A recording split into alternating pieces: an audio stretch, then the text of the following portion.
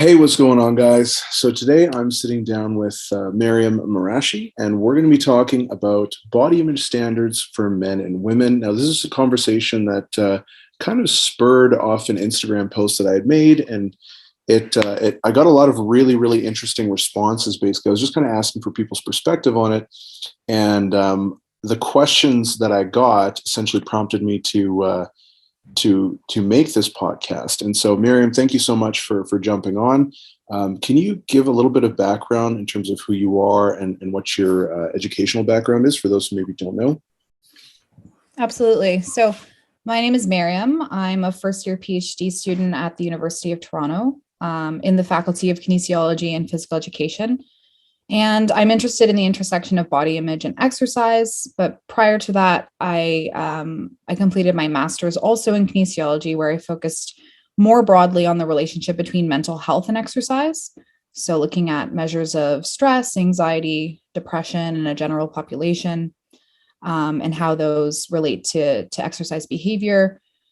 My background is actually not in kinesiology or exercise science. Prior to that, I earned my bachelor's in biology and neuroscience, so more on the behavioral side of things, but have always had a personal interest in exercise and physical activity, which is what drove me to pursue it at the graduate level.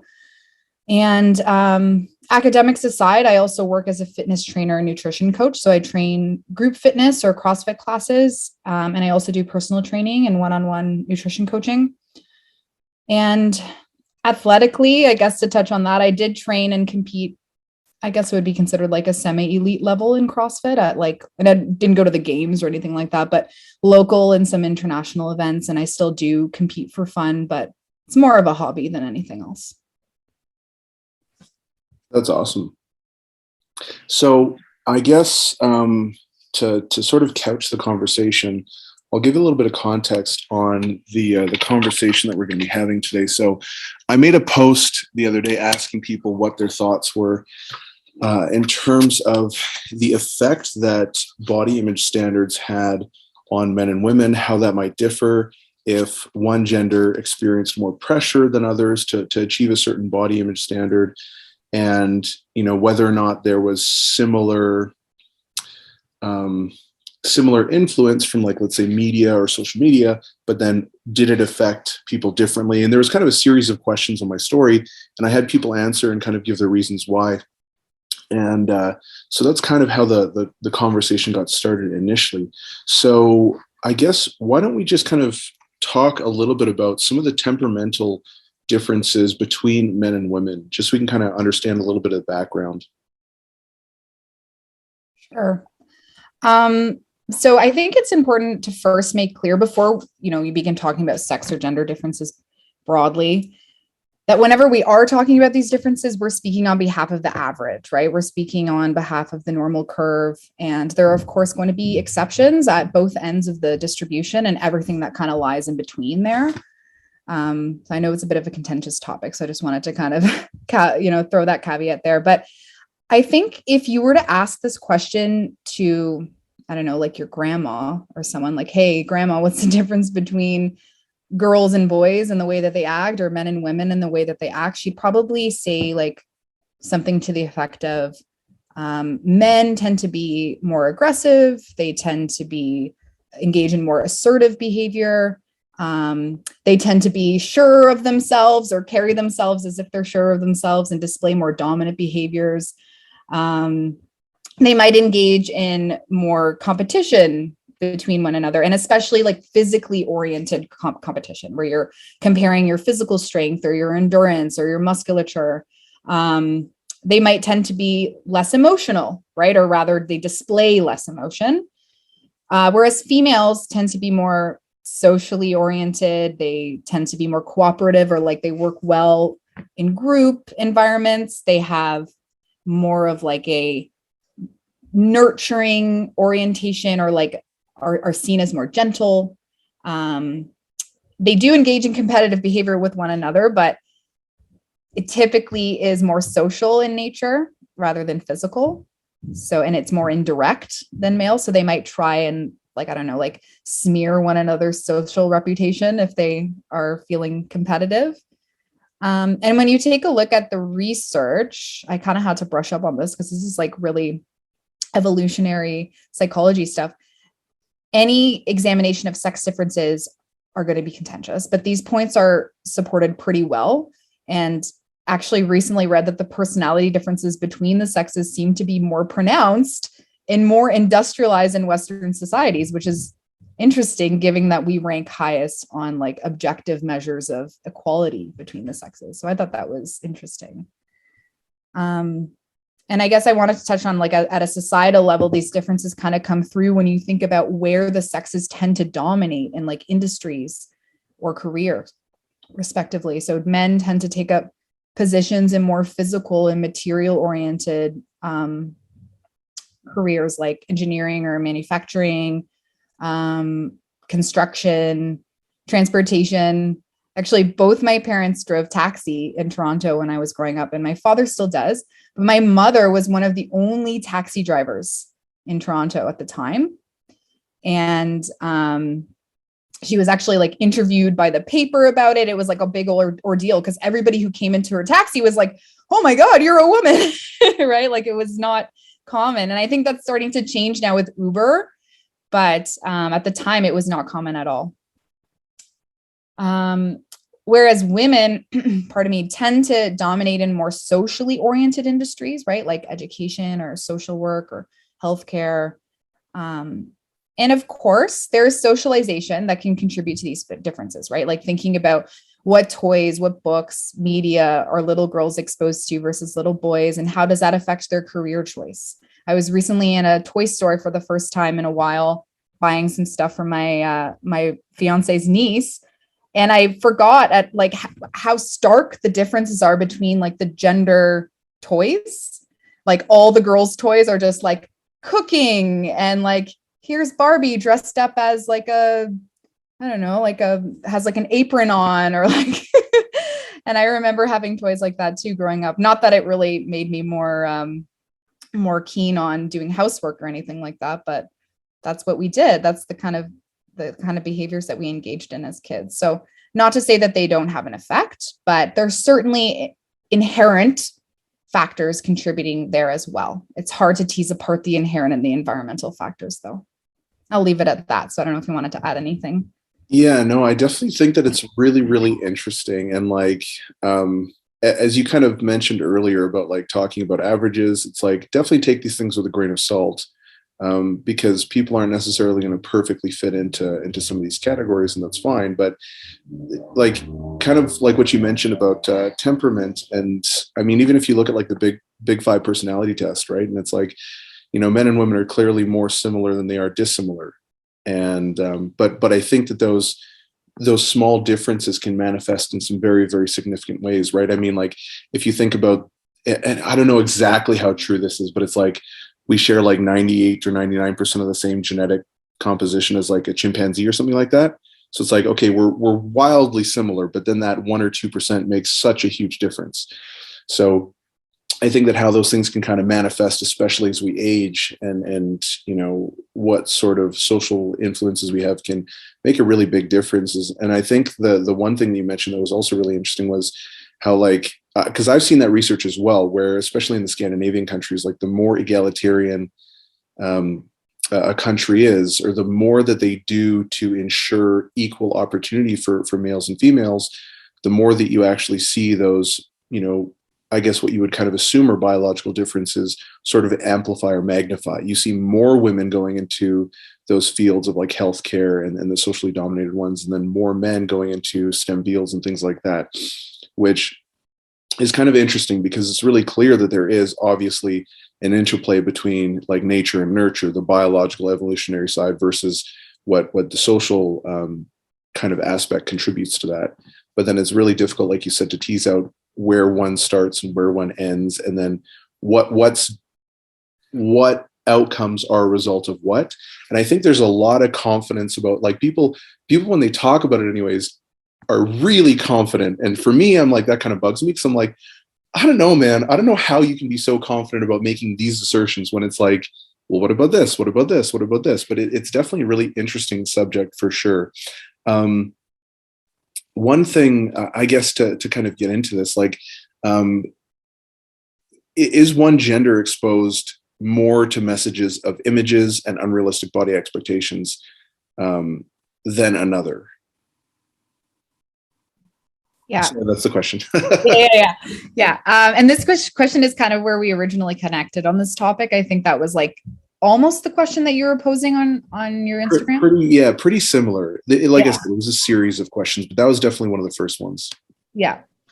And I answered you kind of like, here's my short answer and here's my long answer. And my short answer is yes. I think there is a difference between the genders where women do have. So, the question is, are we exposed to more messages? That's a tricky one because I think both of us are exposed, and it depends on how you're operationalizing like exposure. Like, are we talking about like messages that you receive from your family members? Are we talking about like the images that you see in media? Like, how do you operationalize exposure to unrealistic body images? But I think my short answer is yes, with the caveat that both men and women are inundated with unrealistic and idealized body messages from the media and from their peers and from family. But women, and I think this will kind of touch on one of your other questions, so I apologize, but I'm going to address both of them here. Like, are both genders affected equally by body image standards? So one is, are they exposed more than the other? And the other is like, are they affected by it? And I think there's some evidence to suggest that messaging is more pervasive for women than men. I know this was mentioned in the seminal article on objectification theory, where various visual media were analyzed, and it was found that women were more likely to be shown in objectifying images that display their body or in specific poses that present them as like sexually appealing. So that is a possibility. But I think it's also important to discern between two constructs when we're discussing this topic, right? So one is like social cultural influences or standards, which is like, what are the messages that you're receiving from the media, from your peers, from your family about your appearance and body related ideals, and what sort of pressure might you be perceiving from them? And then there's internalization of those pressures or those social cultural influences, right? And this occurs when not only you perceive these appearance pressures, but you endorse them, right? So like, there's a difference between perceiving and being aware that there are image standards and then adopting them as your personal standard. So in other words, someone can be very aware that, I don't know, if you're a man, I don't know, what's a popular man body, like DeBrocke, like, I don't even know. You could be, maybe you can answer that question, and it will depend on subcultures too, right? Like, you're a power lifter. Like a superhero type body. Okay, yeah, like a superhero action figure type body. There you go. Like the muscular ideal, right? You might be aware of that standard, but not internalize it as a personal standard for yourself. And likewise for women, like you might be aware that, like, I don't know, Kim Kardashian or Kendall Jenner or someone is like the ideal, Megan Fox is like the ideal body for a woman in your culture, but not necessarily like internalize that for yourself. So, and this, it's funny because it tends to be more common for men that they're not internalizing them. And I have so many anecdotes I can share here, but I'm going to touch on some research as well. But for one, my dad thinks he's like the greatest thing since sliced bread in terms of himself globally, but also his looks. Like, he'll look in the mirror and he'll tell my mom, like, you got the good one. He's from the Middle East. And it's just funny, but that's not necessarily true for my mother. Right. So that's kind of how I was exposed to the differences growing up. And, but yeah, so internalization seems to be a key factor that determines whether someone experiences body image disturbance as a result of these pressures. Right. So not only being aware of them, but internalizing them. And I think you pulled something like asking whether you think, body image standards are more pervasive for women. And there was a big bias towards women. If I can remember correctly, people were biased towards women. Yeah. Okay. Yeah. Just wanted to make sure I had that right. And I think colloquially, this idea is pretty much accepted that women experience greater body image disturbance. and social cultural pressures. But I think it's also important to kind of outline some empirical evidence supporting this, right? Not that anecdotal evidence doesn't matter, but data is always helpful to substantiate that claim. I don't know if you wanted to add something before I shared this study, but no, I kind of found the same thing in some of the research that I sent you as well. Actually, like there's one excerpt that I pulled from one of the papers, and I'll just kind of read that here. It says, "Men more than women choose mates based on physical attractiveness, whereas women more than men choose mates based on social status. In addition, individuals who greatly valued social status or physical attractiveness on paper valued those traits more in their actual choices." In particular, mate choices were sex differentiated when considering long-term relationships, but not short-term ones, where both sexes shun partners with low physical attractiveness. The findings validate a large body of the mate preferences research based on an evolutionary perspective on mating, and they have implications for research using speed dating and other interactive contexts. So one of the things that I found interesting about that was that, like, and this is kind of like supported by some of the other stuff that I read, as well as in this one paper, was kind of like what you said. Males tend to see themselves much higher than they probably actually are. Or maybe it's not much higher, but they don't see themselves less. Maybe that's a more accurate way of putting it, because like I know some, I don't want to make any sort of accusations, but I know so many people who are like, physically attractive, and they're like, oh, they see like one thing and they're like, oh, I'm terrible. And I'm like, what are you talking about? So I think there might, and this is 100% just my opinion, I think that men probably do that a little bit less. Men probably don't have as high standards for their own bodies as women do. And then also when it comes to like one night stands, anecdotally, you've seen tons of guys just be like, oh yeah, I hooked up with this random chick. And I mean, I've heard that a bunch, especially in college or whatever. But then who they tend to like date long term is a little bit different, because it is a little bit more of like a status thing sometimes. But yeah. Anyways, that was just kind of an interesting point to kind of piggyback on what you were saying. Yeah, that note on the long term versus short term relationships is so funny. Like I was reading some of the evolutionary perspectives on body image, and that came up a lot, as like there's always a difference between, when you're looking at mating prospects, like, are we talking long term or are we talking short term? Because in short term dating or mating or whatever you want to call it in that context, it seems that both sexes prioritize looks over anything else in that case, and even women. But so that's interesting. And yeah, men, I think anecdotally, in my experience at least, tend to engage in less, maybe not positively talking about themselves, but like engage in less negative body talk. And actually, it was funny today. I was at the gym early this morning, and I was talking to a member, and he was asking me about my research. And I had done a seminar at the gym a couple of weeks ago, and he had missed, it was on body image, and he was asking like, oh, can you send me some of the content? Like, I'm interested in it. And he was sharing with me that, like, over the course of his life and as a kid, even though he was like categorized as being overweight or obese, he never saw himself in like a negative light. He's like, I never saw myself in a bad way. And I'm like, that's awesome. Like, good for you. That's great. He's like, but like, do you see these differences like occurring between the sexes? And I'm like, it's funny you should say that. I'm going to have a discussion about that today. But indeed we do.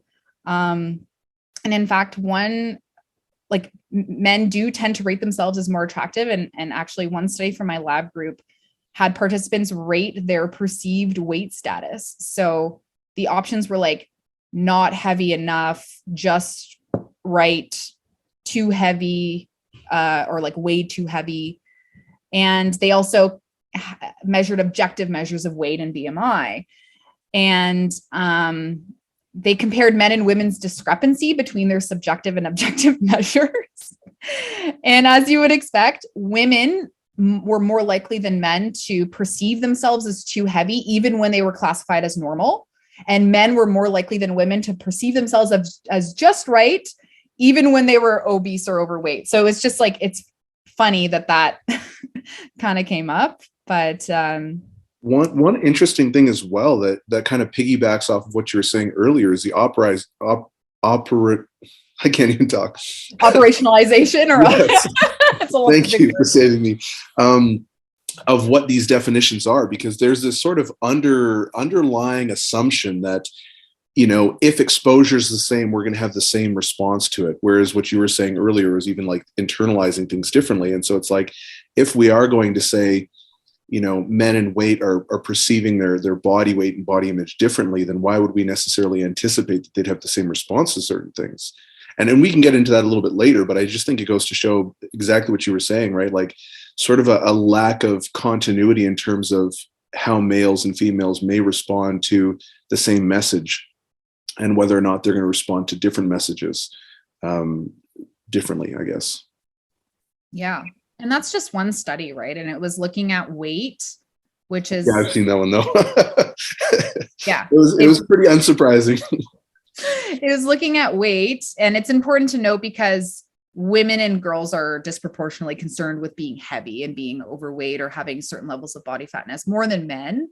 So it's only one facet of body image, right? Like if we had asked them about muscle, it could have been different, right? And like, as we'll get into some of the evolutionary perspectives, men typically, want to appear larger or taller or more athletic. So like being too heavy might have been like a good thing for them, or like, having a high BMI might be a good thing for them, right? Versus for women, if they perceive themselves as being too heavy, that's not ideal for their personal standard.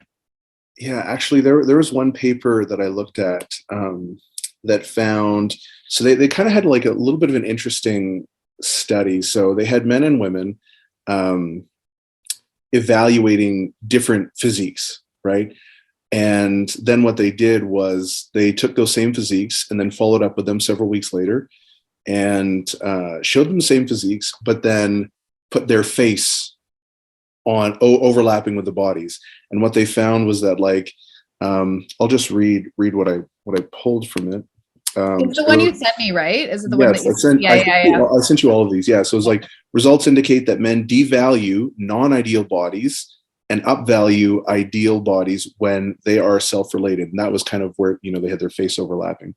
Whereas women more rate in a fair-minded manner regardless of the circumstances. Thus, in contrast to women, an advantage for men may be that they are able to self-enhance in the case of desirable bodies. This ability to self-enhance regarding desirable features might be beneficial for men's self-worth and body satisfaction, which, at least for me, seems pretty consistent with, I wouldn't say my experience, but just sort of like it I'll be honest, like, at least in my circles, and so obviously I'm very biased, like I'm a powerlifter, all my friends are powerlifters, or bodybuilders, so like obviously it's a very specific demographic, but that's never really been a thing that's come up a lot, like everyone's like, oh, I want to get more jacked, I want to get stronger, I want to get leaner, whatever, but it's never been like a point of, this is something that I'm really insecure about, you know what I mean? So I don't know, it seems to kind of tie in with my experience, but again, that's full on bias on my part. So Yeah. And again, different subcultures are going to have different standards. Like if you're in a powerlifting subculture or like a fitness subculture, you're going to probably place more of an emphasis on body size than the average person is going to. So you might have a bit more protection from these like standards of certain body sizes. But it's funny, like I read that study you sent me with the men having that like protective element, and it's actually one of the facets of positive body image is having like a protective filter, right? Being able to like filter out information in a way that kind of protects the way you view your body. So it's funny because that like it kind of showed that men have this protective filter, and that could be something that is protecting them from these idealized standards and why they're not necessarily internalizing them to the same degree as women. yeah, I wonder why that is. Like, yeah, I don't know. It's kind of interesting. Yeah, because even actually there was, let's see, just one of the things I guess that I wanted to touch on was also the differences in terms of like mate selection, but more so talking about like the standards, right? Because I would think, and maybe other people disagree, and that's fine. But I guess my perspective is that women do probably experience more pressure to look a certain way than men do. I think it's probably more acceptable for men to have like the quote unquote dad bod than it would be for a woman to have whatever counterpart that would be, or whatever their version of that might be. Dad bods are seen as sexy too in some circles. Yeah, exactly, right. So it really just depends on who you're talking to. I've literally seen I've shown. Do you know who Simeon Panda is? No. He's like this insanely jacked and shredded bodybuilder. He's quote unquote natural, very clearly not natural, but he claims lifetime natural, which is total bullshit. But he's like 230, like 6% body fat year round, just absolutely perfect genetics for physique athlete, right? Right. And I remember showing a picture of him to some chick, and they're like, "Oh, he's so muscular and gross. Like, I would never date that." And I was like, "Oh my god, like I would date this guy." Like, what are you talking about?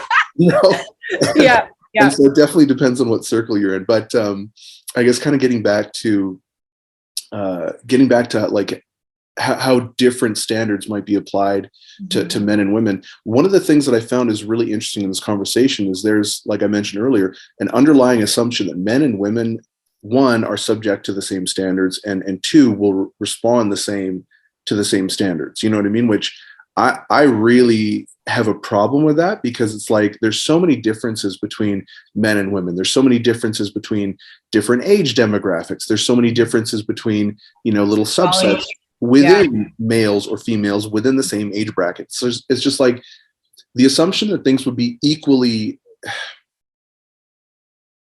that people would be affected equally across the spectrum just seems really intellectually dishonest to me. Right. And so like one of the papers that I found as well was looking at determinants of attraction, right, between males and females. And so there's one excerpt that I found where it says estimates of physical strength determine, and estimates is a key word, estimates of physical strength determined over 70% of males' bodily attractiveness to females. Additional analysis showed that tallness and leanness were also favored, and along with estimates of strength accounted for 80% of men's bodily attractiveness. Contrary to popular theories of men's physical attractiveness, there was no evidence of a non-linear effect. The strongest men were the most attractive in all samples. And one of the interesting things that I found about that was, again, from evolutionary psychology, where it's females are typically selected based on, physical attractiveness, hip to waist ratio, and different like symmetry and different features of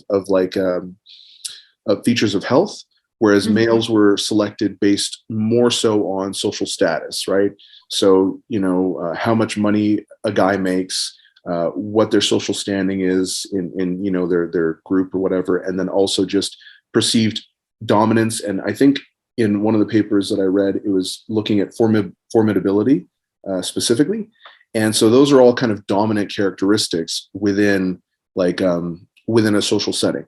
And I mean, if you look at like what are the stereotypes, right? It's like women go for men who have a lot of money. Women go for men who have high power. Women go for and it's like, whether or not that's true, it's a stereotype because there's some element of, truth to it. Now, I wouldn't say that women go for men because of money or status or this or that, but I would say that that is a relevant factor in mate selection, And then the opposite is also true, where it's like men do appear to select for, certain features of beauty or symmetry or whatever it is that you want to call.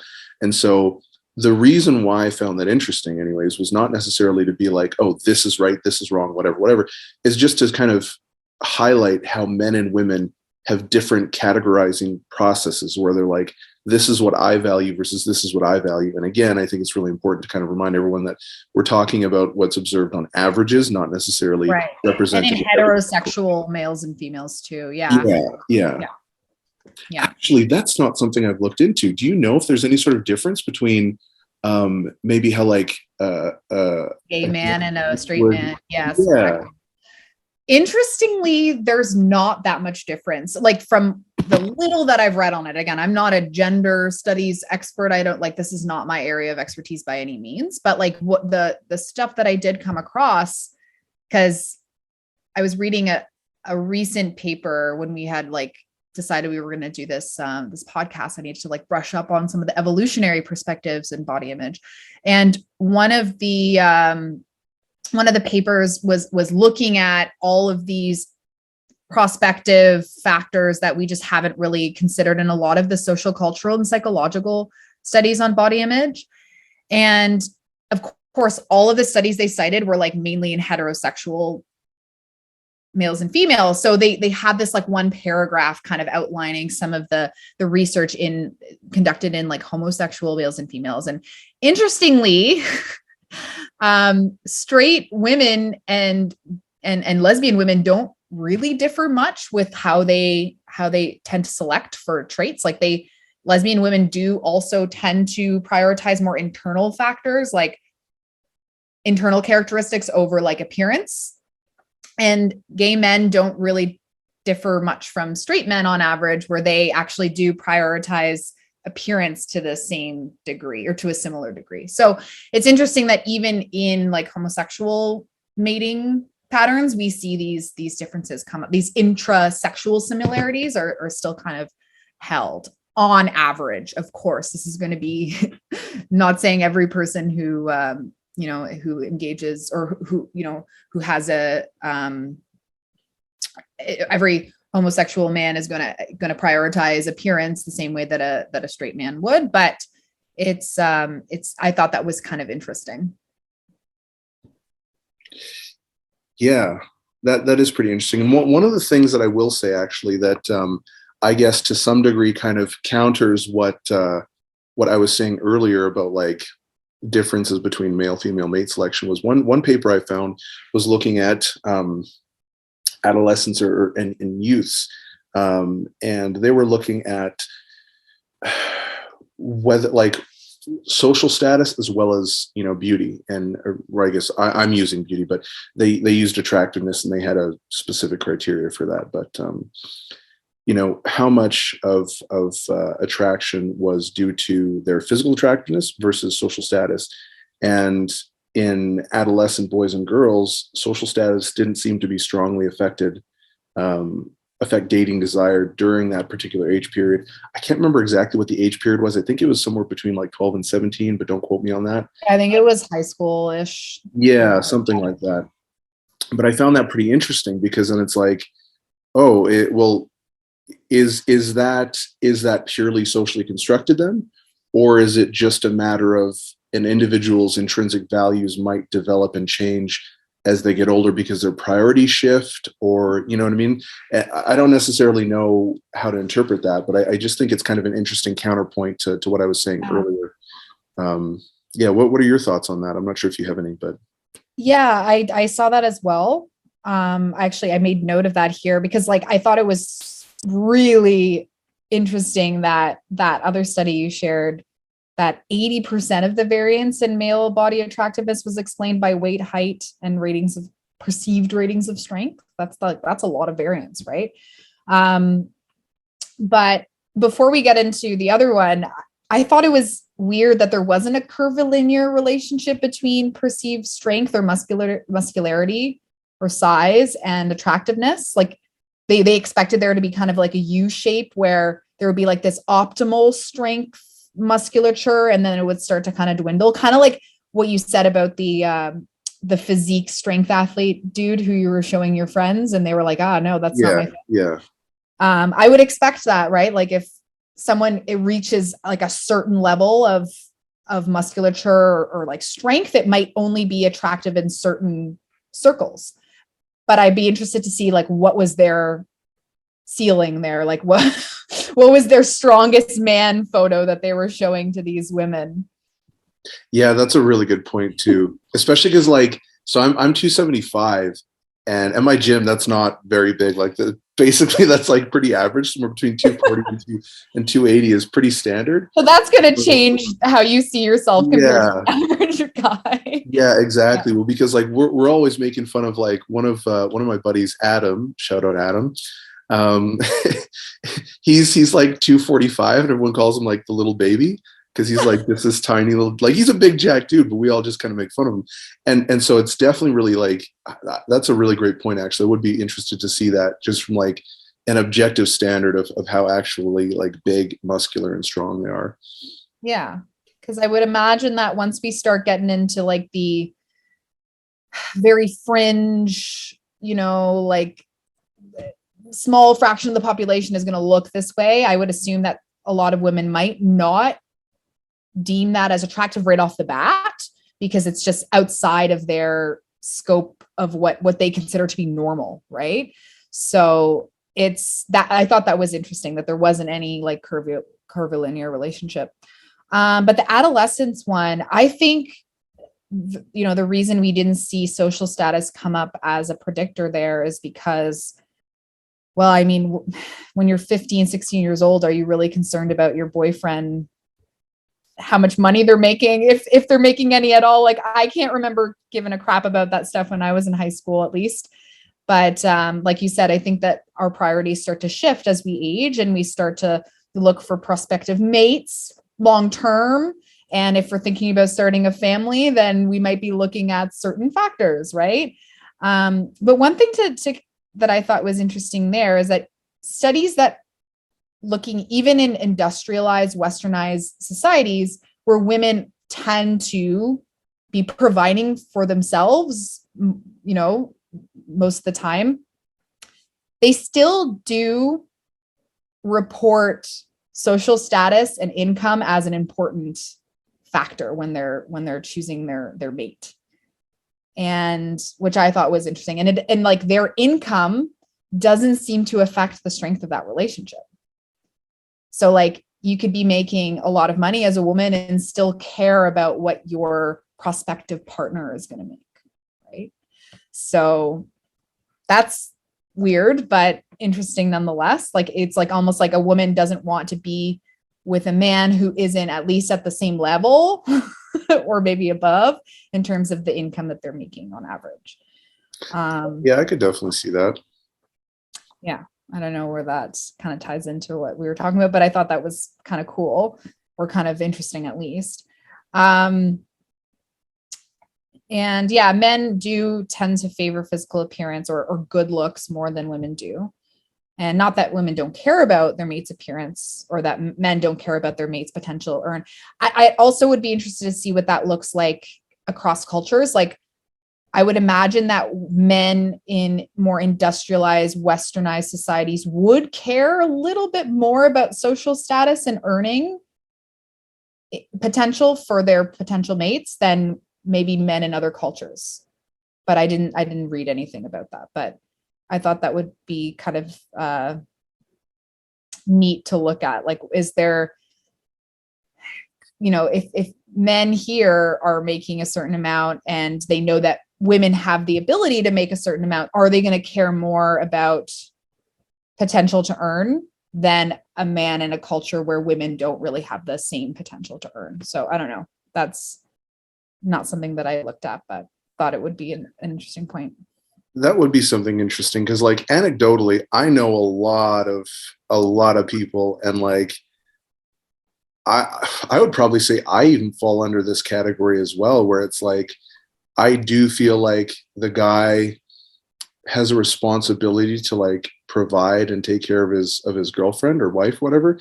And I don't mean that in the sense of like you're going to be a wife and nothing else or anything like that. Yeah. I just mean that it's like, you've got to be financially secure and stable, and you've got to be able to make sure you can take care of her and the family, whatever, if she decides to leave her job. And if she doesn't, that's fantastic, but kind of have to do that anyways. And that's obviously like a very old school type of mentality, which is whatever it is. But I certainly know that like if a woman was making more, like not if a woman, I know that I've talked to people who have been like, who their girlfriend is like in a higher position than them or something like that. and they do feel, I don't know if it's insecure. I don't know if that's the right word, but let's just say like, maybe it is insecure. I don't know. Maybe it's like an extra motivation to be like, kind of make more money. You know what I mean? Maybe it is insecure. I have no idea. I've definitely heard that before. And I've also heard that from women too.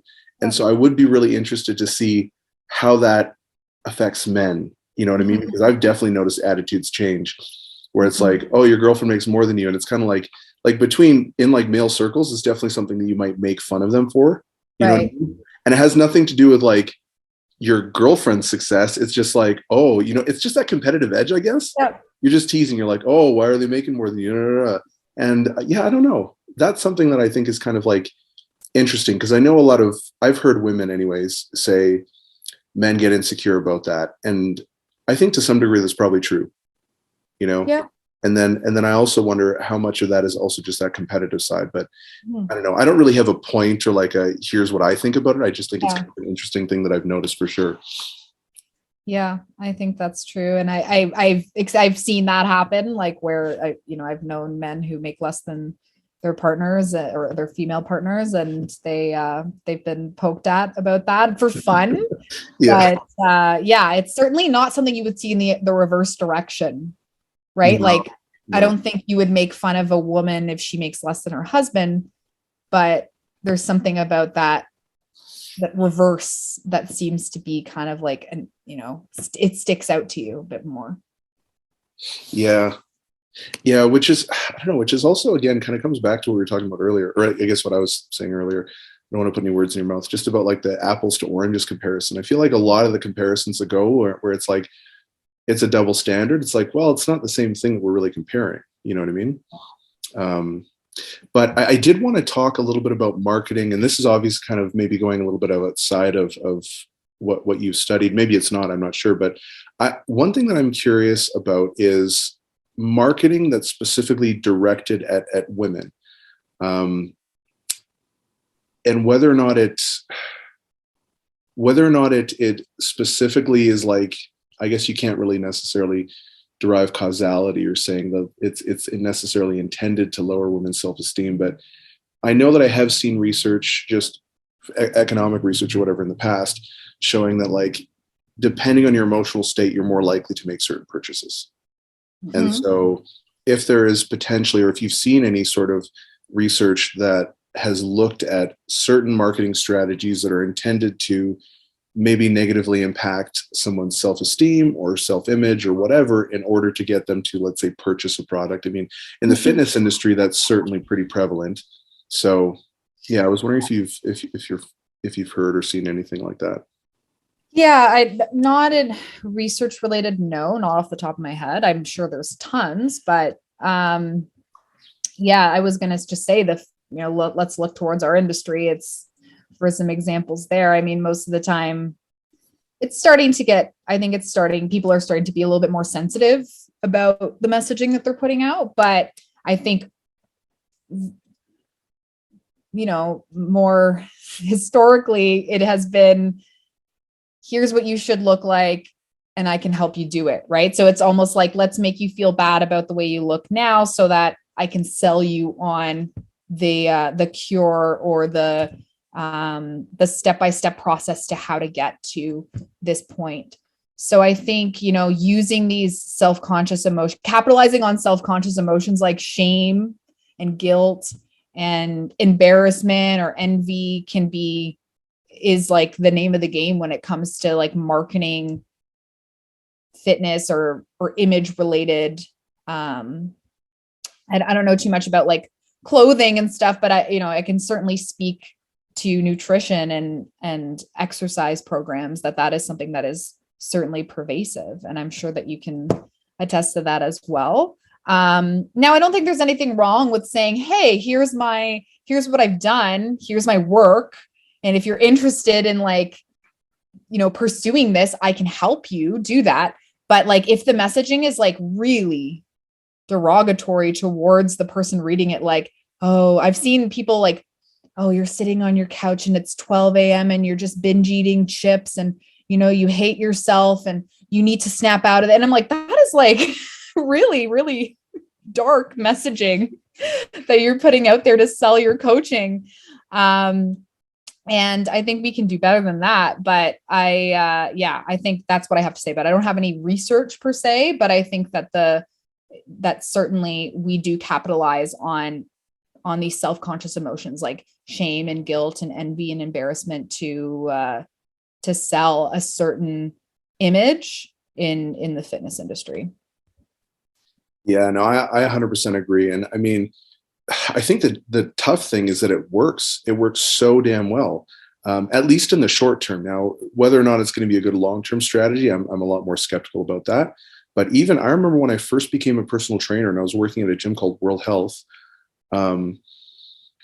they would teach you to, like, this was part of your like initial intake process, was you would take them out for, quote unquote movement assessment, and you would literally just pick every single thing that you could find that would be wrong with them in order to like highlight all of the things that are wrong with them so that they actually feel bad about themselves and like, oh yeah, I really need to change. And it's like, they called it like this is developing that connection and just getting down to the, root thing. When in reality, it was literally just making someone feel really shitty about themselves and not liking it. And then, yeah, exactly like you were saying, just being like, hey, I've got a solution. Meanwhile, I'm the cause at the same time, so it's kind of like, it's definitely a double-edged sword in fitness for sure, where there's so much sleazy marketing around body images and stuff like that. And there's been a lot of pushback with the body positivity movement, which in general, I think is really good. At times, I think it kind of gets hijacked and the message gets a little bit obfuscated at times. But in general, I think that it's a really positive movement where it's like, people are pushing back and being like, hey, you know what? I can look this way and feel confident, feel happy and all this stuff. And I think that's generally pretty awesome. I also think that's very much, sorry, my phone is just blowing up right now. I was like, I don't know if that's mine or your. No, sorry. I have this app on my computer and on my phone. It's like an internal discussion board for work. And so it's just like going off like crazy right now. Yeah. But I also think that, yeah, women are probably also a lot more the ones who are pushing back in terms of body positivity. I haven't really heard too many men who are like major advocates for it. Like, I know there's a lot of men in support of it, but I think the driving force is more driven by women, in my opinion, anyways. And so I think it's definitely a really positive thing. And I also have noticed for sure, kind of like what you were saying, where the messaging of ads, how people are kind of displaying before and after photos, how they're conveying results, how they're talking about body image and things like that have changed quite a bit. And I think that's probably a pretty productive thing as well. One thing, and this is maybe a little bit sort of fringe, and I'm really curious about this. How if you have maybe like an obsessive nature and you are prone to things like rumination, and you just sort of like think about, let's say, this negative experience you had, and you just kind of continue to obsess over it over and over and over and over, it can legit like make you depressed. It can change your physiology. Like, there's an actual observable change in your physiology. And I'm wondering if a similar kind of thing happens where it almost like creates its own pathology if you engage with social media in a certain way. And I want to be really careful about how I'm saying this, because it's not an indictment, it's not an accusation, it's literally just, I don't know and I'm really curious. But like, let's say, for instance, like someone with an OnlyFans, you know what I mean? Or someone with a page that's predominantly showing photos of them looking like maybe in bikinis or revealing or whatever. And, if you get a lot of positive feedback for that, and then let's say your account gets shut down, I'm just wondering, would someone who has a very strong intrinsic sense of like self-confidence, would that maybe shift, or could it shift to an intrinsic sense of self-worth that becomes reliant on like external factors? Or is that just something I'm making up? It's just literally something I don't know about. I'd be curious to get your perspective on it. Does that sort of make sense?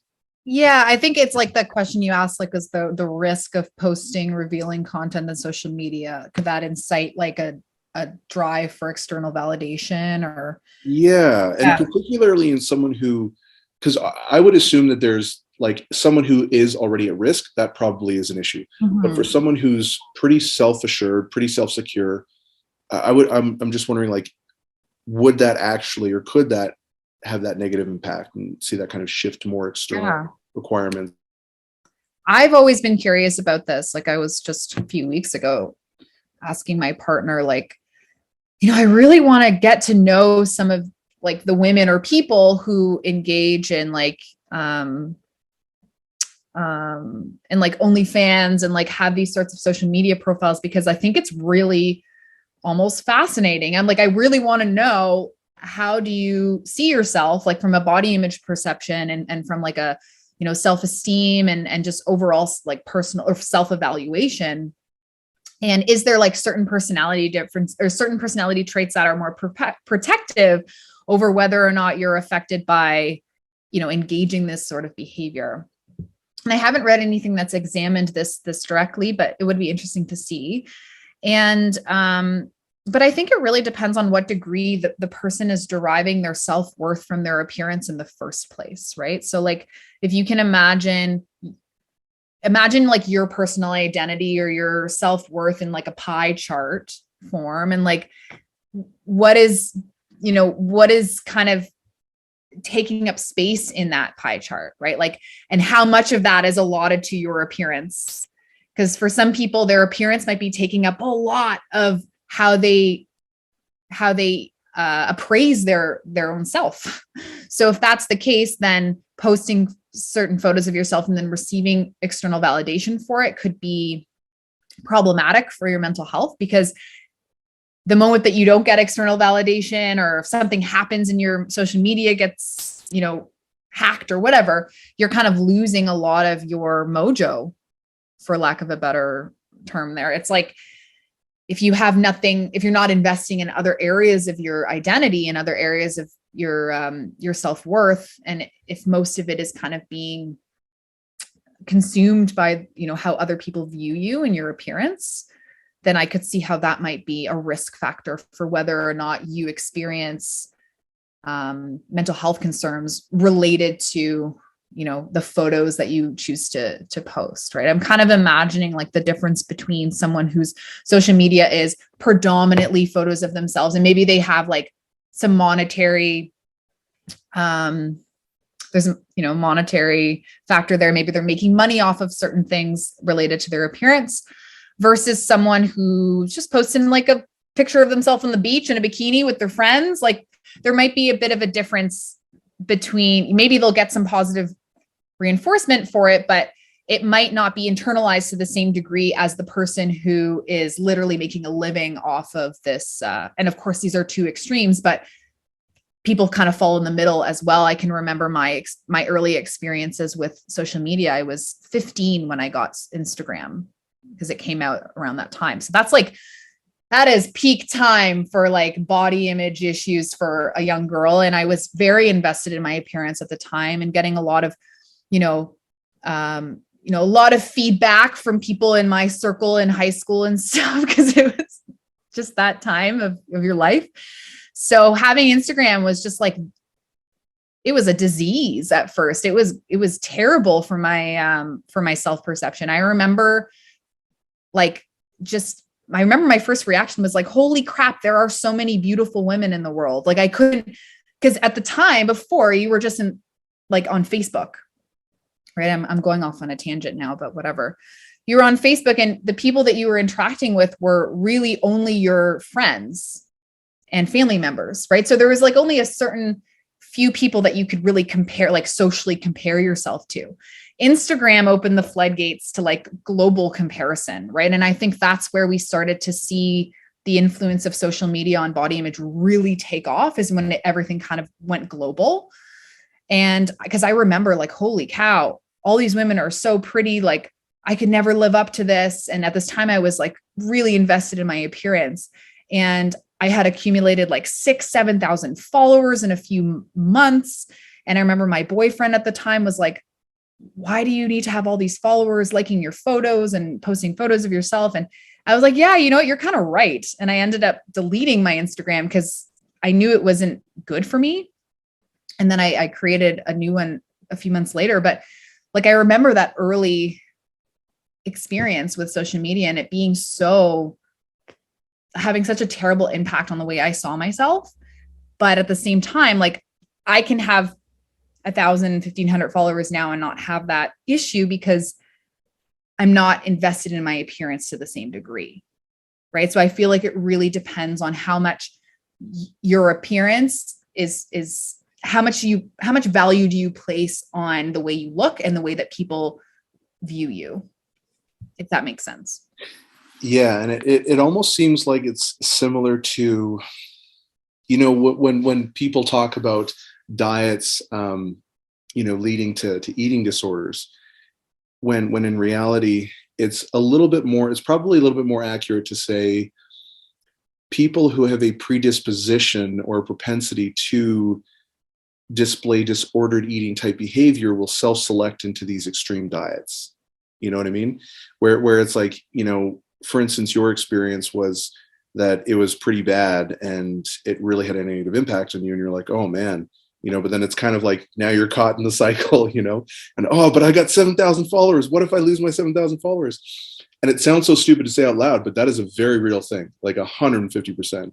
And then, for instance, like you said, if you're making money off it, if you have a business, if you're sponsored by supplements, or if you're a sponsored athlete for something else, or if you have an OnlyFans or whatever, it is really interesting because even like, and that was before any of that. Like this was like early Instagram days. It was like you couldn't even message people. It was just photos of yourself. And I remember there was like a group of girls that I was connected with, and we would post photos of each other and kind of share and be like follow for follow.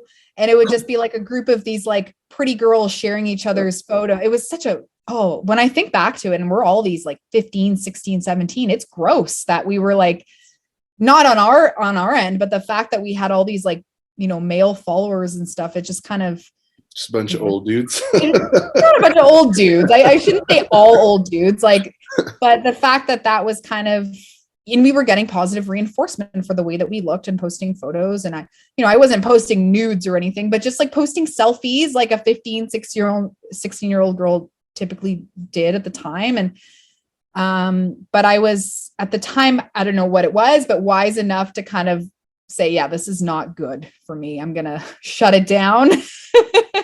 And I'm glad that I did. Yeah. One thing that I honestly find super interesting is just like the pressure, because I think it's really easy for anyone to look at someone and kind of make judgments, but not having been in that situation, I think is like, I don't know, like what, like I can't even imagine having a TikTok with 10 million people following me because I do these little dances. Like, I'm just picturing you doing little dances. Yeah. I would not be very graceful for sure, and that's why I don't have it, right? But yeah, that's the only reason why I don't have 10 million followers. No, but like, I just wonder what kind of pressure that would have on you. You know what I mean? Like, it must be pretty significant. And yeah, I don't know. I mean, because it's easy for me or anyone, I guess, to kind of sit here and, make assumptions about an individual's motives or their drive or whatever. I remember, though, I met someone who did have an OnlyFans, and they're an acquaintance. And I remember I was just really curious, and I was talking to them about it, and I was like, "What got you into it?" And they were like just kind of sharing. I'm not, obviously don't want to share anything very specific or anything like that, but they just said that someone had like asked them what was it? Someone asked if they could buy a photo of their feet or something like that. And she was like, yeah, okay, sure. I don't care. Like, that's weird, but I made $500. And I was like, oh, okay, that's weird, but yeah, sure. Why not? I guess, I don't know. And then it just kind of slowly progressed from there. And then it turned into an OnlyFans, and then the OnlyFans turned into more sexual content. And it was just really interesting hearing like the evolution of her story and kind of how it went. And to me, it sort of made sense. I was like, oh, okay, I can see that. Whereas sometimes if you don't really talk about it, for me anyways, bridging that gap is very difficult, you know, um, Yeah. because I obviously don't really have any experience in that. I mean, I don't think people are really going to line up to Really? do naked photos. No. I would, they would ask for their Hey, money. there is a niche market for almost anything out there, so I wouldn't be Yeah. so sure. But I think yeah, no, I have the same thought process around that as like, how do we get to that point? And it's like not in a judgmental way either. I'm just genuinely curious, like at what point, what's the tipping point, right? Like where do we get to the point where we kind of, and I guess this is very tangential to the topic, but kind of related in a way, because I'm sure that women or men who engage in this practice are probably viewing themselves in a certain way that's a bit different than the way that we might view ourselves. But yeah, that's I'm sure there is some research out there looking at this. I haven't come across it yet. Yeah, it definitely is an interesting thing because like all of this is such a new phenomena, and like how rapidly it's occurred and all the changes occurred. It's like all this stuff happens and we're like, oh my God, everything's going crazy. And then it's not until later that we're like, oh yeah, it's probably has something to do with this, you know? But yeah, it's definitely pretty interesting. Um, let's see. One of the things that I guess we haven't talked a ton about, we've talked about some of the differences, but I think that it has been a little bit more centered around, the conversation has been a little bit more centered around women just because, I mean, I tend to think, like we said earlier, that they're the ones who are probably a little bit more affected by body image issues and things like that. But I guess I just kind of wanted to touch on men as well. I have seen some research that men don't necessarily have the same issues in the sense of like body dysmorphia, but then if we look at muscle dysmorphia, men seem to be a little bit more affected. So anyone who doesn't know what muscle dysmorphia is or body dysmorphia, there's like this sort of disconnect between how you look and how you perceive yourself to be in your level of Muscular development. yeah, I guess I'm looking for the word like not appreciation, I guess self-efficacy, I guess relative to your appearance. And men seem to be a little bit more affected by that versus the other Weight related influences. yeah. Yeah. What sort of impact do you suspect that I guess body image issues have on men in that regard? Like is that a little bit more niche maybe? Yeah, no, and it's understudied, and like relative, like a lot of the research is done in women, and it's starting to the literature on men and is starting to buff up a little bit more. My personal research interest is on women, so a lot of the stuff that I read is on women, admittedly.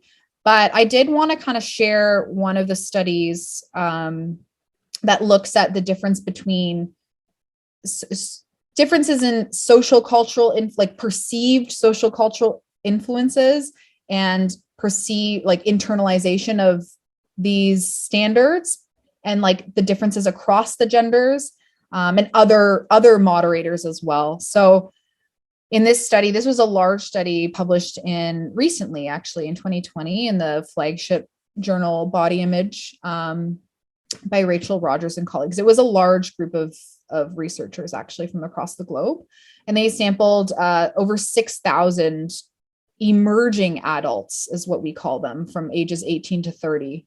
We have our own category, the young adults, emerging adults, from a handful of countries. It was like Canada, the United States, Australia, Japan, China, Italy, Spain, and Belgium. And they measured both the perceived social cultural influences on body image. So how much pressure do you perceive is coming from your peers, from your family, from the media in relation to your body pressures, to change your body, as well as the internalization of both the thin and the muscular ideal, right? So the thin ideal being like low body fat, small body size, and muscular ideal having like developed muscles, looking athletic, right? So, and they use two different questionnaires to measure both of these. So the one that measures like perceived social cultural influences will ask you things like, or like, my mom encourages me to lose weight, or my father teases me about not having enough muscle, or my friends encourage me to diet to lose weight or keep from gaining weight, right? So like, what are the pressures that you're experiencing in regards to your body? And then the other one is tapping into like, to what degree are you internalizing these pressures? So there might be items like, I want my body to look very thin, which would be trying to tap into like the thin internalization. Or I spend a lot of time trying to make my body appear more athletic or muscular, which would be trying to tap into like the muscular athletic subscale. And the results were pretty much in line with what you expect, right? One thing that's interesting and I haven't talked about is that older people, so age is protective of body image, generally speaking. As we age, we start to receive lower messages from our environment, or maybe just not perceive them to the same degree. So in this study, the older individuals, and by older, I mean 30 is the highest age. So it's not like older adults, but older individuals tended to receive lower messages from their parents and their friends to lose or gain weight or muscle, and fewer messages from the media as well. But when we looked at the gender differences, women compared to men tend to receive more messages from their fathers, mothers, peers, and media to lose weight, whereas and fewer messages to gain weight or muscle, right? So there's a bias there for women. Women are encouraged to lose weight and not encouraged to gain muscle or body weight in general. And the same was found for people with higher BMI versus lower BMI. And men, on the other side, endorse the muscular ideal, right, more often than women, and women were more likely to endorse the thin ideal. So we do see this come out pretty strongly.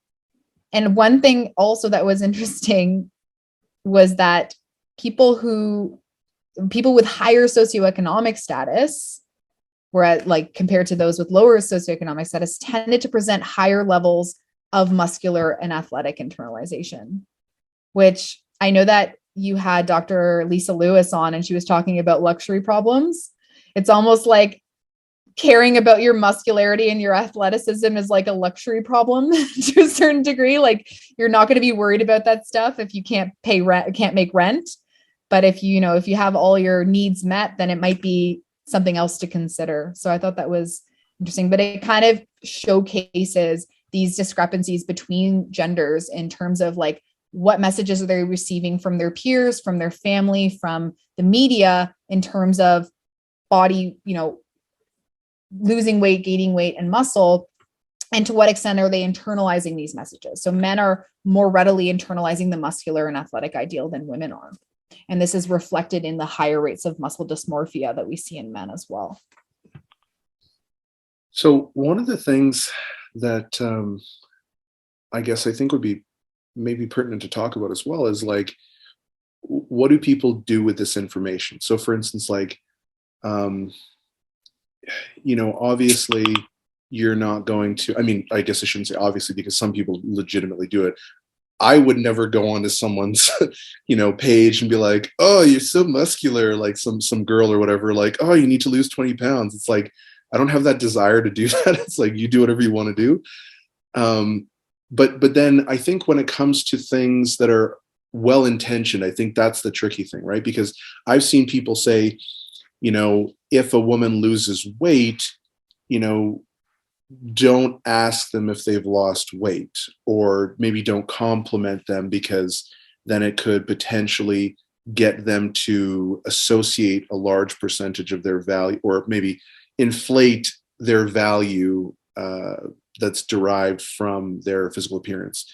And I personally feel a little bit of like pushback on that, but I think that it is something that probably does need to be discussed, right? Like, how do we kind of like, what do we actually do with all this information in terms of like interaction? You know what I mean?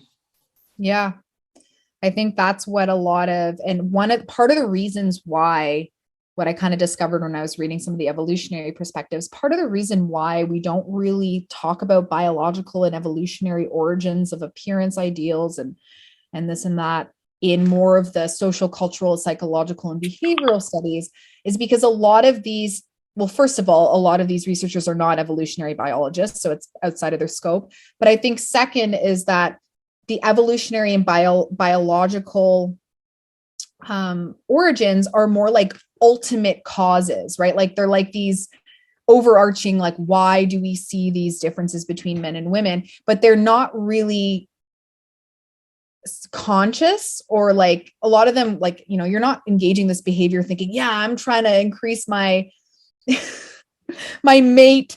I don't know all the terms in evolutionary biology, but like you're not like objectively trying to doing bicep curls because like this is totally going to get me a new wife and kids. Exactly. This is going to increase my fitness, my evolutionary like, yeah, that's not it, right? Maybe to some degree, but not objectively or consciously, at least. So they're what we call like ultimate causes. They're not like super proximate to the problem. These proximate issues like social media use and like the way the media presents certain images of men and women are something that's a little bit more tangible and in our control, and we can kind of like moderate to a certain degree. And that's starting to happen a little bit with like, you know, diversifying images and in certain spaces and certain media outlets, and kind of like being more mindful and more sensitive to like the messages that we put out about other people's bodies. And like you said, like, how do we go about talking about people's bodies and complimenting them? And that was a topic that came up in the seminar that I ran a couple of weeks ago. And one of the members who came was like trying to really get to the bottom of this. Like, what can I say and what can I not say? And I'm like, there's not really like a rule book to this. I don't think that we can like say these are like off limit compliments and these are the only things that you can say to somebody that's going to be safe. I think it really depends on the relationship you have with that individual, right? If this is like a really close friend or partner or family member that you know very well and you want to give them a compliment that's related to their body, I would still like, you know, be mindful of their history. If you know that they have a history with like, you know, body image disturbance or eating disorders, then maybe complimenting their body or their weight is probably not a good idea. But if you have a really close relationship with this person, then, you know, it might be okay. Like it really, you kind of have to use your discretion. I would say for most of the time, like if it's just like an acquaintance, I would like stray away from using compliments that are like directly related to the person's body, unless they're like inviting it. Like, hey, I've been training with, you know, your friend Mark, and I think I'm seeing some differences in my body. Like, what do you think? Like, if they're asking for your opinion, right, then I don't see why that would be an issue. I think it's when it's kind of like unsolicited and kind of thrown out there, and you don't know for certain why that person has maybe lost weight or changed their physique. So it really is context dependent. If you're in the gym and all these people, you know, are lifting and trying to gain muscle and trying to change their physique, and you give them a compliment, well, that might be more warranted than if you're like in a shopping mall and you bump into somebody you haven't seen in years and then compliment their weight loss because you don't know why they lost weight. I hope that makes sense. I think it's really context dependent. No, that definitely does make sense, especially because, I mean, even to piggyback on your point, the gym that I train at is a private club. So it's basically all powerlifters and strong men and strong women. And if you go up to a girl there who trains and you're like, oh, wow, like, did you lose weight? They're going to be pissed. They're like, fuck you, I'm jacked. And like, you know, so it's the polar opposite where they have like muscle dysmorphia type thing, but that's because all the women are jacked there. And and I think you kind of bring up a good point too, where it's like you don't necessarily know why they've lost weight or why they have the physique they do, or and then, I mean, even beyond that, you also don't know what a compliment might mean to them as well. So like, for instance, you might say, like, I guess a great example. Okay, so in South America, like one of my like close old friends, she's Chilean, right? And she'd be like, she'd like called me like gordo, which is like, you know, fat, right? But it's like, if you translate it, you're like, oh my god, that's so mean. But it's like chubby, like cute and chubby. Yeah, but Yeah. it's not mean at all. It's like, Yeah. literally a sign of love and affection.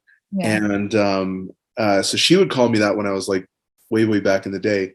And even like my grandma, she's like 98, 99 right now. You know what I mean? I'm a big dude. And like before, when I was like 300 pounds, she came, like I went to visit her and she's like, oh my Oh, God, I listened to that. you look And I, disgusting and da da da. And she's like patting my belly and saying no one's gonna love me and stuff like that. But it's like, she does not mean it like that at all. It's literally just a cultural difference where it's like, and so for me, I was just like, yeah, it's all good. But oh, what was the one thing that I was, the one thing too, yeah, was that I was gonna say, was like, if you're commenting on someone on social media, for instance, like you might not necessarily know what they're trying to accomplish. So like you might say, like, let's say you're commenting on, I don't know, like Steffi Cohen or something like that. She's very, strong and athletic. She's got, really great physique. And she's done a lot to work and earn that. And so I think, like, let's say you might look at that and say, oh man, you look super jacked, like great job.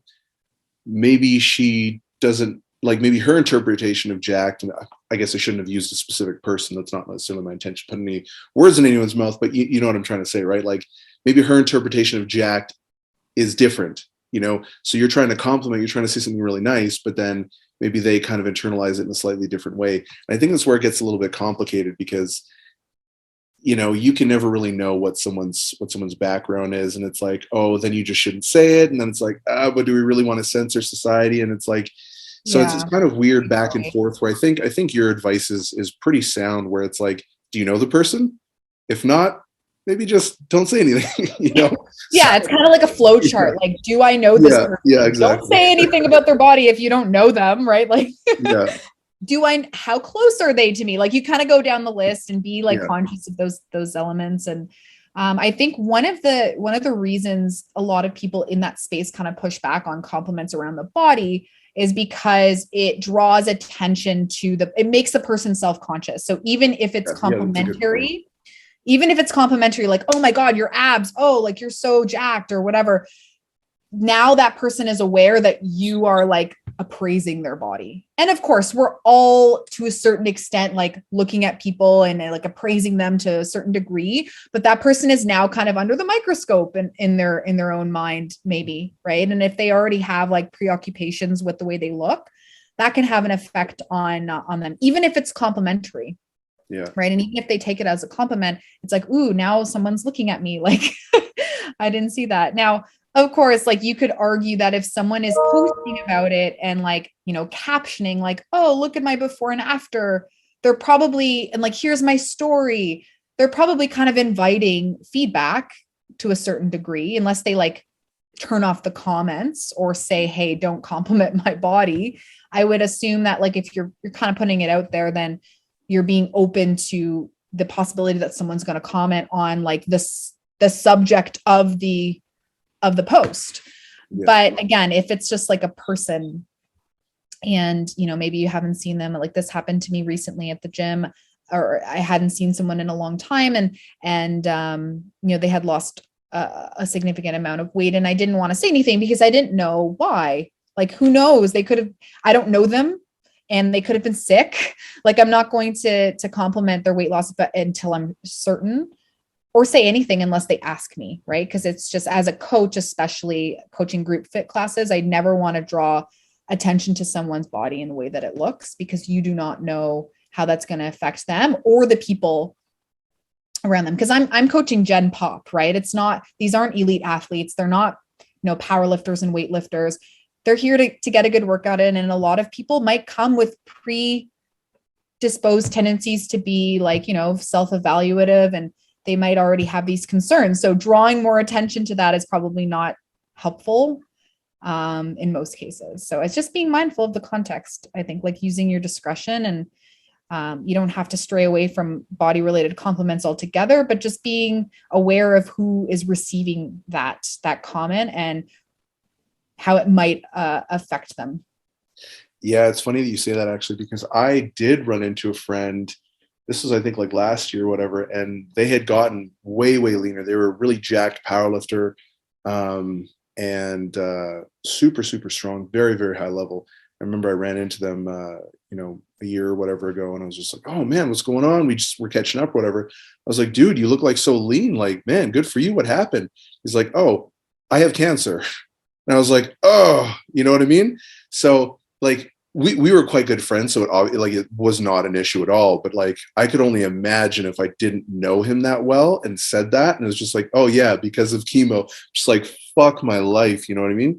So that like legitimately, when you said that, like you don't know if they have health conditions, 100%. I was like, yeah, I've experienced that for sure.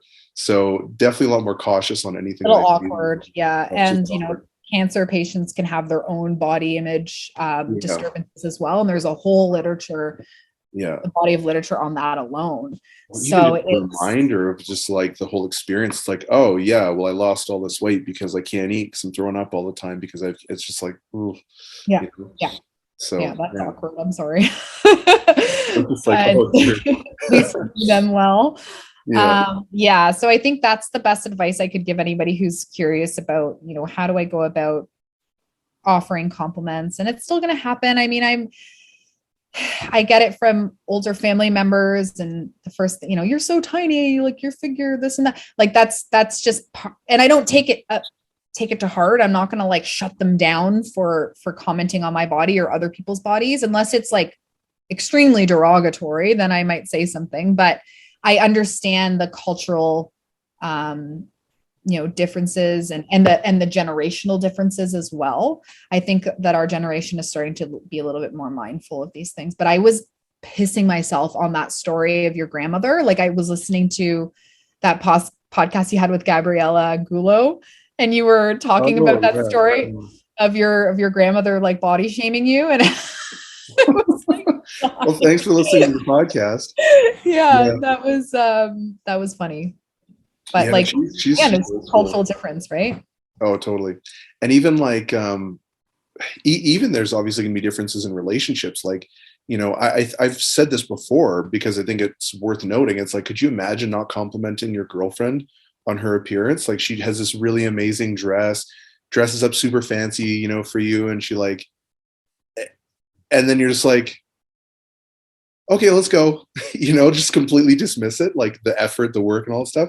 That's, in my opinion, that would not go down well. Like if I took my girlfriend out on a date and then she was doing that and I just didn't say a thing, I'm sure that we'd probably run into some problems down the road if it was never something I commented on. So it's really context dependent, like you were saying. But Yeah. actually, as a side note, because I was actually having this conversation in a bar with someone like several months ago before everything was locked down, and I remember we were talking about this and we are like, yeah, and you shouldn't do this and this and this or whatever. And so we're like, oh, okay, well, how are we supposed to like tell girls we're interested in them? And it's like, well, I don't know, just make up something. And so we literally started going around to girls in the bar and being like, damn girl, I bet you pay all your credit card bills on time, and like just random stuff, just goofing around, obviously, right? Like weren't trying to pick anyone up, but it was just like kind of a joke. And they were like good sports. They were actually found it hilarious because it would just be like very motivational, pumping up stuff, and yeah, it was just real stupid. But that Yeah. was, I guess, neither here nor there. So honestly, I feel like we kind of covered basically everything that I wanted to chat about. Super super interesting conversation. Where can people find you? Thanks. Yeah. So I don't have like a business profile or anything on Instagram.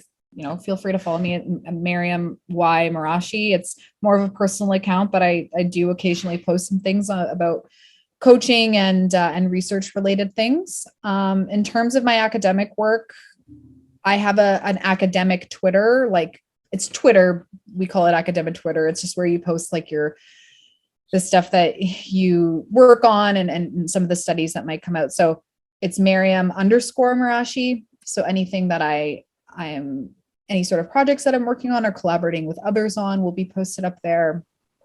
And yeah, that's it. Awesome. So I'm going to leave all that stuff in the show notes, guys. Definitely make sure you go give her a follow, show some support. Miriam, thank you so much for jumping on. It's been awesome chatting with you, and it was super super insightful. Thanks for having me, Daniel.